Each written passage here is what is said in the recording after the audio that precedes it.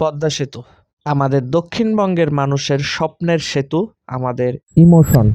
দেশের দক্ষিণ ও পশ্চিম অঞ্চলের প্রায় 21টি জেলাকে রাজধানী ঢাকা ও পূর্ব অঞ্চলের সাথে সংযুক্ত করেছে স্বপ্নের এই পদ্মা সেতু। তবে বরিশাল ও খুলনা বিভাগের মানুষ সব থেকে বেশি উপকৃত এই সেতুতে। আমরা এখন পদ্মা সেতু পার হচ্ছি।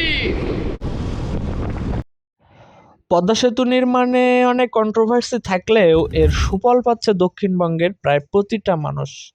একটা সময় ছিল ঘন্টার পরে ঘন্টা অপেক্ষা করেও পাওয়া যাইতো না কাঙ্ক্ষিত ফেরি।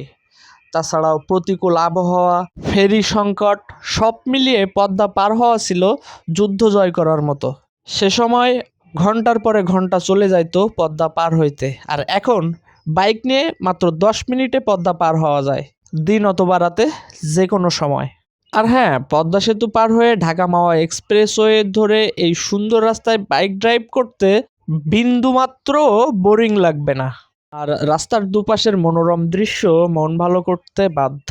যেমন এই মসজিদটা দেখুন, কত সুন্দর একটা মসজিদ। আর এরই মধ্যে আমরা চলে আসছি ঢাকা মাওয়া এক্সপ্রেসওয়ের শেষ অংশ ফরিদপুর ভাঙ্গার টোল প্লাজায়।